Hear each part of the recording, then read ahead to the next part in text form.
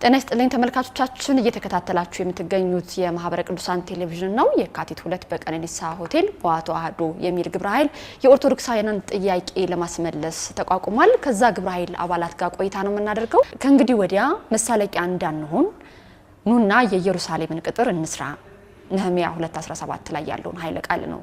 ሞዓ ተዋህዶ ከስደት እየተመለስን ነው ይላል። ምናልባት የግብረ ኃይሉ የእንቅስቃሴው ዓላማ መነሻ ከዚህ ኃይለ ቃል ጋር ይገናኝ ይሆን ብዬ ነው ጥያቄውን ማነሳውና ምን ለማለት ነው ይሄ? ቅድስት ቤተክርስቲያናችን በርካታ ማህበራት አሉ። የቤተክርስቲያን ጥያቄ እንዲመለስ ብለው የተቋቋሙም አሉ።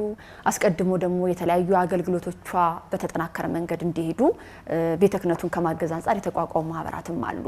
ሞዓ ተዋህዶ የተለየ ነገሩ ምንድነው? እነዛ ማህበራት ያልሰሩትን ስራ ለመስራት ነው ወይ ስለማገዝ ነው የሚል ጥያቄ ከበርካቶች መጥቷል በእነዚህ ቀናትና የተለየ ማህበር ወይም ግብረ ኃይል ማቋቋም ለምን አስፈለገ? እሺ እግዚአብሔር ይስጥልኝ። እንግዲህ ማህበራት ሲቋቋሙ አንድ አላማ ይዘውና በሚቋቋሙበት ዘመን በነበረው አውድ ውስጥ ነው የሚቋቋሙት። አላማም ዲዛይን ሲያደርጉ ወይንም ሲታልሙ ምን እናፍራ፣ ምን እንስራ፣ ምን ፈተና ሳለብን ምን እድሎች አሉ ብለው ነው የሚቋቋሙት እና ብዙ ማህበራት በየዘመናቸው ተቋቁመዋል። አንዳንዱ አላማ እስከ ምጽአት የሚቀጥል ነው። ለምሳሌ ስብከተ ወንጌል የሚያስፋፋ ማህበር ከሆነ የሆነ ጊዜ ተቋቁሞ የሆነ ጊዜ የሚጠፋ አይደለም። አዲስ ትውልድ ይመጣል፣ ያስተምራል፣ ሐዋርያዊ አገልግሎት ይሰጣል። በየዘመኑ ፈተና ሲመጣ ደግሞ ዘመኑን የሚዋጅ አይነት አሰላለፍ ያስፈልጋል። ቀድሞ የተቋቋሙ ማህበራት ዘመኑ የሚያመጣቸውን ፈተናዎች ተመልክተው ተጨማሪ አጀንዳ ወስደው ድሮ ከጀመሩ ላይ ደርበው መስራት ይችላሉ።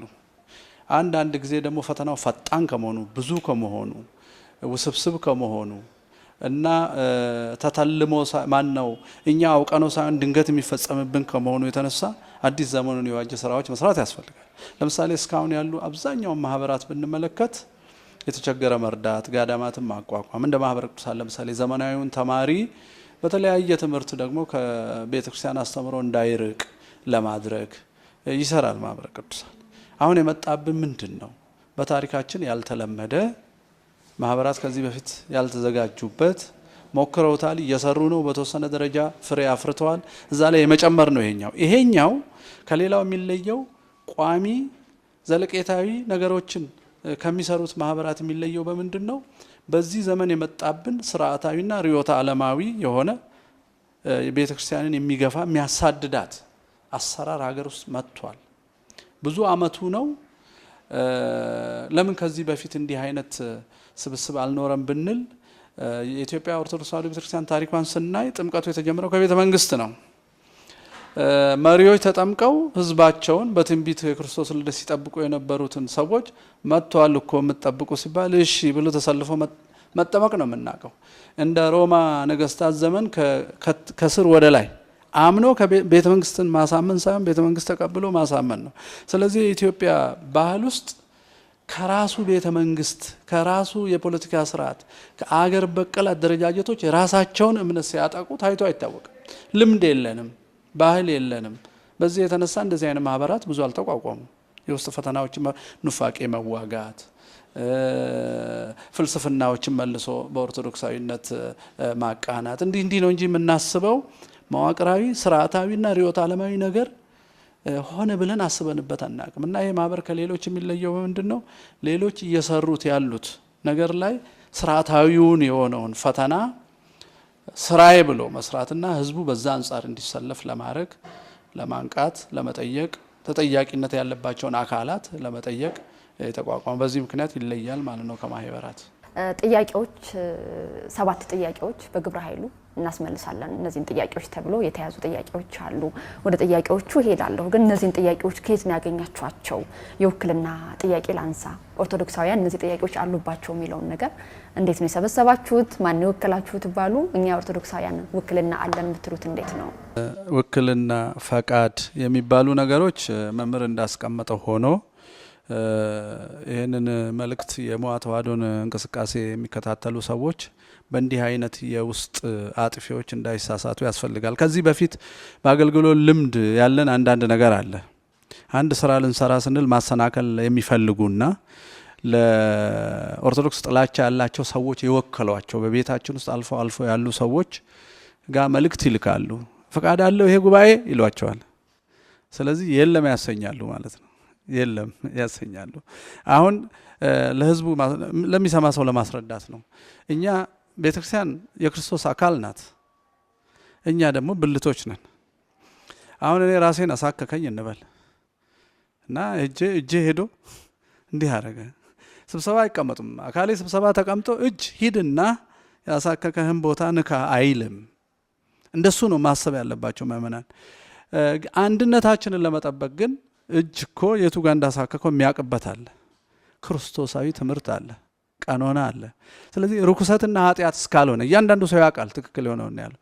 ርኩሰት ኃጢአት ሰውን የሚከፋፍል ፍቅር የሚያጠፋ ልክ ሲሆን ራሱ ያውቃል። ሰው ክርስቲያን የሆነ ሰው ያውቃል።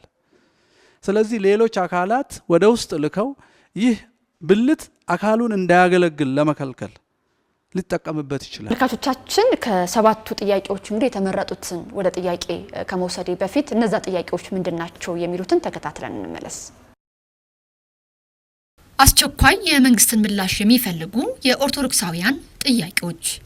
1. በሕገ መንግስት፣ በፖለቲካ ማንፌስቶ፣ በመደበኛ ትምህርት፣ በሚዲያና መሰል መንገዶች ኦርቶዶክሳዊ አስተምህሮንና ኦርቶዶክሳውያንን ለጥቃት የሚያጋልጡ መልእክቶች በአስቸኳይ በሕግ እንዲታገዱ።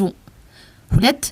ኦርቶዶክሳውያንን ለይቶ ከስራ፣ ከመንግስት ኃላፊነት፣ ከሀብት ማፍራት እድሎች የሚያገል ከቀበሌ እስከ ፌዴራል የተዘረጋው ሃይማኖታዊ መንግስትና መዋቅር በአስቸኳይ እንዲቆምና ሃይማኖታዊ ሳይሆን ህዝባዊ መሆኑን በተግባር እንዲያረጋግጥ።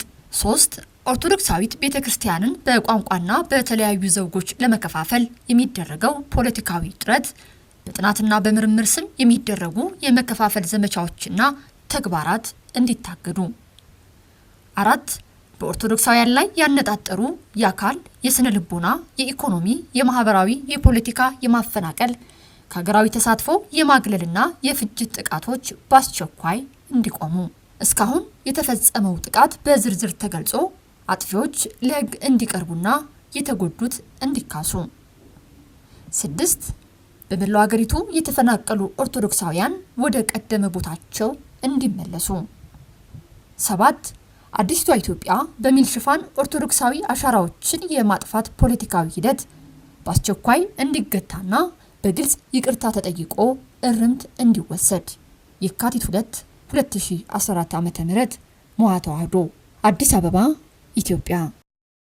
ሁለተኛው ላይ ለተመልካቾች ላንብብላቸው ጥያቄን በሙሉ መረዳት እንዲችሉ ኦርቶዶክሳውያንን ለይቶ ከስራ፣ ከመንግስት ኃላፊነት፣ ከሀብት ማፍራት እድሎች የሚያገል ከቀበሌ እስከ ፌዴራል የተዘረጋው ሃይማኖታዊ መንግስትና መዋቅር በአስቸኳይ እንዲቆምና ሃይማኖታዊ ሳይሆን ህዝባዊ መሆኑን በተግባር እንዲያረጋግጥ የሚል አንድ ጥያቄ ተቀምጧል። ሐሳቡን ይረዱታል ብዬ አስባለሁ። አንድ ቃል ግን የኔን ጥያቄ እንድትሆን ፈልጋለሁ። ሃይማኖታዊ መንግስትና መዋቅር ሚል እዚህ ድምዳሜ ላይ ለመድረስ እንዴት ቻላችሁ? በህገ መንግስቱ መንግስትና ሃይማኖት የተለያዩ ናቸው ይላልና ጥቃቶቹ ወደዚህ አመዝናሉ ለማለት እንዴት ደፈራችሁ ልበል? አዎ መንግስት ከሃይማኖታዊነት ወደ ህዝባዊ አገልግሎት ይግባ የሚለው ጥያቄ አሁን የተባለው ነው። ከምልክት ከሲምቦሎች ጀምሮ ኦርቶዶክሳዊ የሆኑ ቅርሶች ሲደመሰሱ ምንም አይመስለውም መንግስት። ገፋ አድርገን ካየነው ቤተክርስቲያን የቀባቻቸው ነገስታት የሰሩት ነገሮች እንዲቀየሩ ሲደረግ የኦርቶዶክስ አሻራ ማጥፋት ነው አንዱ። አዲስ ነገር እኮ መስራት ይቻላል። ሀገሩ ሰፊ ነው።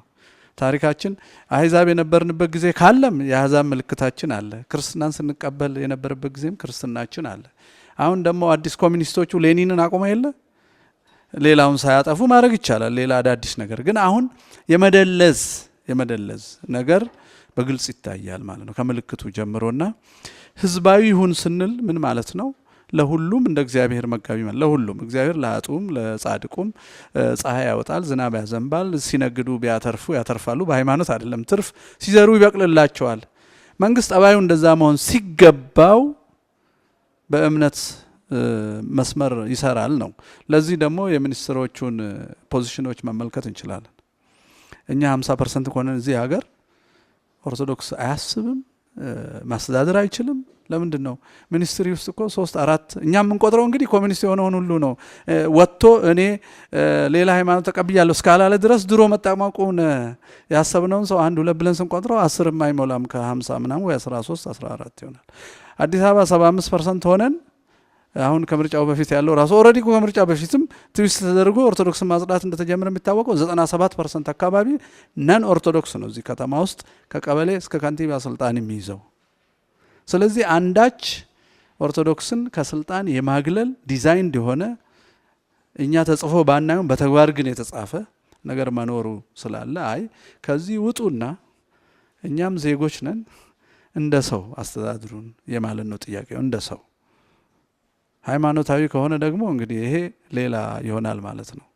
በግልጽ የሃይማኖት ሆኖ የሚመሩን ሰዎች ደግሞ በሃይማኖቱ ተቀብተው እኛም ግልጽ የሆነ ስደት እንሄዳለን እንደ ጂፕሲ እንደ አውሮፓ ጂፕሲ ማለት ነው። እንደሱ ነው እየሆነ ያለው ለማለት ነው። ግልጽ ነው፣ ምስክርነት አያስፈልገውም። እዛው ላይ አንድ ጥያቄ ላንሳ ለርሶ 7ኛው ጥያቄ ላይ አዲሲቷ ኢትዮጵያ በሚል ሽፋን ኦርቶዶክሳዊ አሻራዎችን የማጥፋት ፖለቲካዊ ሂደት በአስቸኳይ እንዲገታና በግልጽ ይቅርታ ተጠይቆ እርምት እንዲወሰድ ይላል። አዲሲቷ ኢትዮጵያ በትምህርት ጥቅስ ነው የተቀመጠችው። ያው ብዙ ነገር ነው የተቀላቀለብን እዚህ ሀገር ላይ። ልክ ኮሚኒዝም ሲመጣ አይታችሁ እንደሆነ ኮሚኒዝም ሲመጣ ሪዮት ዓለም ቀይራለሁ ብሎ ለህዝብ ነግሮ ሳይሆን መሬት የለህም መሬት ላራሹ አረጋለሁ፣ ፊውዳሎች ጨቁነዋል ከጭቆና አወጣለሁ፣ ሆቴል ገብተህ በነፃ በልተህ ትሄዳለህ፣ ምክንያቱም ለእያንዳንዱ እንደየስራው ለእያንዳንዱ እንደ ችሎታው ይሰጣል ይላል ማርክሲዝም። ከዛ ይሄን እንዳታገኙ ይሄን ሐሳብ ይሄን ምናባዊ የሆነ በምድር ላይ ገነት እንፈጥራለን ብሎ ሲነሳ ይሄን እንዳታገኙ እውን እንዲያውን የሚከለክላችሁ የፊውዳል ስርዓት ነው ይላል። ለምሳሌ አዲሲቷ ኢትዮጵያ በምናብ ትሳላለች፣ በጣም የምታጓጓ ውብ ሆና ማለት ነው። ለዛ አዲስ ነገር እንዳናገኝ እንቅፋቱ አሁን ያለው ስርዓት ነው ይላል። ምንድነው ስርዓቱ ሲባል ፊውዳሊዝም። ፊውዳሊዝም ማለት ነው የመሬት ከበርቴ።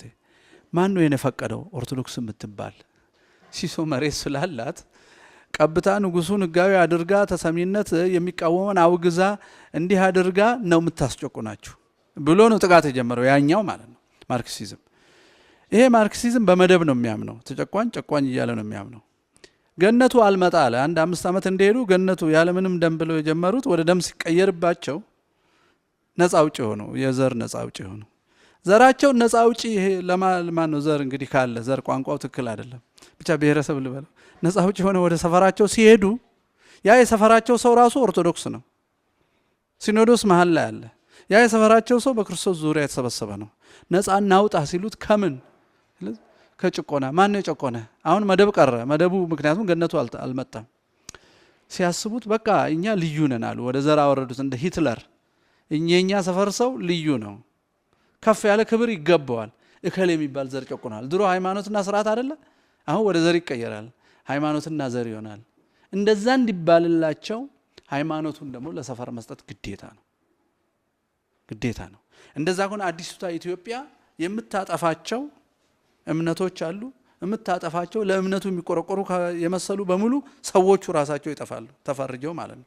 ኦርቶዶክስ ነው ከተባለ ደግሞ ችግር ነው።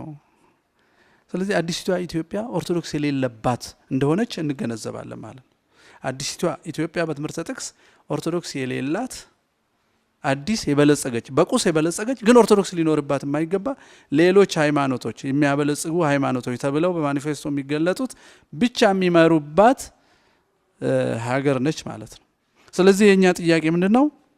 በዚህ ሽፋን ወይንም ግልጽ አውጡትና ተወያይተን ይለይልን። ግን አዲሲቷ በሚል ስም እኛን አታጥፉ ነው ጥያቄው የሚለው።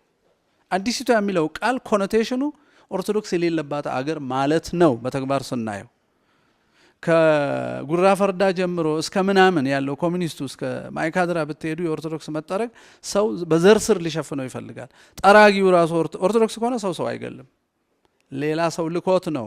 አዲሲቷ ኢትዮጵያ ኦርቶዶክስ የሌለባትን መፍጠር ነው የፈለገው ስርዓቱ። ስለዚህ የሆኑ ሃይማኖቶች ስልጣንን እጅ አድርገው ወይንም ስልጣን የሆኑ ሃይማኖቶችን እጅ አድርገው አዲስ ኢትዮጵያን ለመፍጠር እየሰራ ነው። ይሄ ተቀባይነት የለውም።